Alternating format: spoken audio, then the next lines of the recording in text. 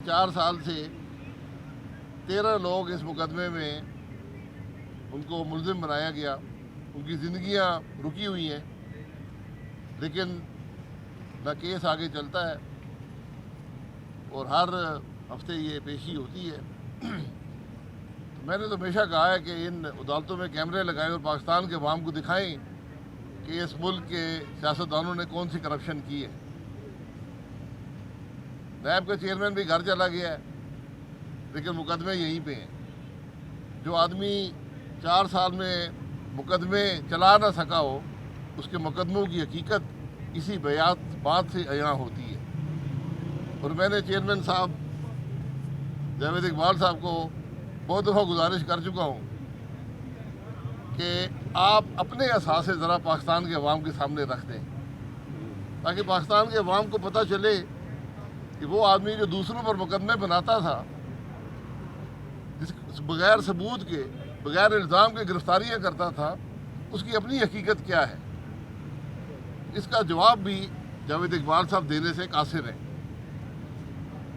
मैं फिर आज गुजारिश करूँगा उनसे कि जिस ओहदे पर आप रहे हैं, उस ओहदे का तकाजा है कि आप भी अपने आप को इंसाफ के लिए पेश करें और मुल्क के अंदर और मुल्क से बाहर बशमूल ऑस्ट्रेलिया के जो भी आपके असासे हैं वो पाकिस्तान के अवाम के सामने रखें। जनाब सर क्या कहेंगे, एक तरफ प्राइम मिनिस्टर साहब जो है चीफ मिनिस्टर के साथ मिलकर सलाह इलाकों का दौरा करें, दूसरी तरफ इमरान खान साहब जो हैं फौज और जो जर्नल्स हैं उनके खिलाफ जो है बयानात दे रहे हैं, फौज में ग्रुपिंग कर रहे हैं, तो हुकूमत कोई स्टेप नहीं लेगी कि एक बंदा है उसको खुला खुला छुट्टी दे के रखेगी और अदारों के खिलाफ आए रोज़ बयान आते हैं। देखिए, हमारा काम है हुकूमत में, हमारा काम है मुल्क के मसाइल हल करना।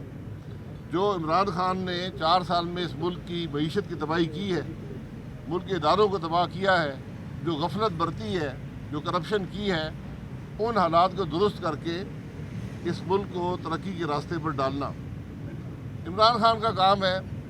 कि हर झूठ बोलना, हर वो कोशिश करना कि किस तरह इक़्तिदार में आ जाए और हर इदारे की हद तक करना। इसलिए हमारी तो कंसंट्रेशन इसी बात पर है कि मुल्क के मसाइल को हल किया जाए। इमरान खान जो भी करता है वो अवाम उससे जवाब पूछ लेंगे, लेकिन इमरान खान से किसी मुस्बत काम की तवक्को मत रखें। सर ये बताइएगा कि आपकी गवर्नमेंट आने से पहले पेट्रोलियम प्राइसेस भी इतनी ज़्यादा नहीं थी, बिजली के रेट्स भी इतने ज़्यादा नहीं थी। आपकी गवर्नमेंट आने के बाद पेट्रोल की प्राइसेस बहुत ज़्यादा बढ़ी हैं, गरीब आदमी बिल्कुल पिस के रह गया है। लोगों के बिजली के बिल, जिसकी 20,000 सैलरी है, उसका 40-40 हज़ार बिल आया है। इस सारी चीज़ों को आप कैसे जस्टिफाई करते हैं? जी, मैं बिल्कुल जस्टिफाई नहीं करता, मैं हक़ाइक़ की बात करूँगा।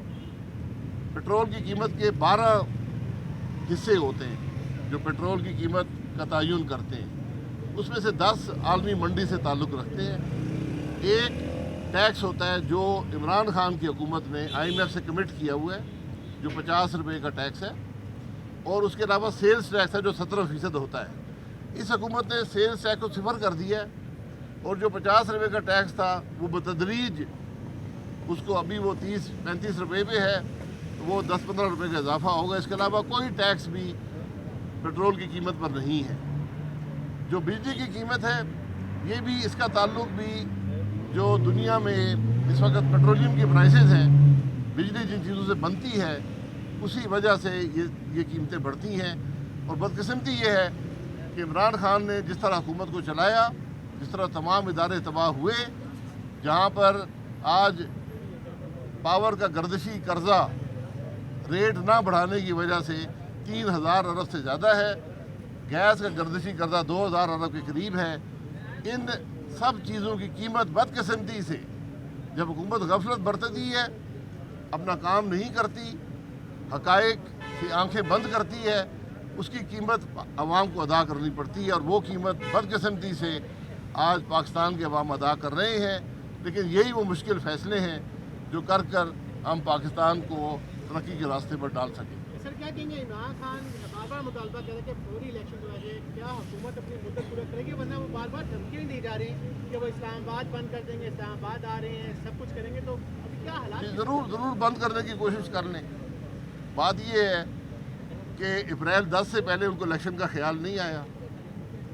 ہم جب سے حکومت آئی تھی ہم کہہ رہے تھے چوری شدہ الیکشن ہے, یہ آدمی دھاندلی سے آیا ہے, سلیکٹ کیا گیا ہے, لیکن 4 سال اس کو اس کا علم نہیں تھا.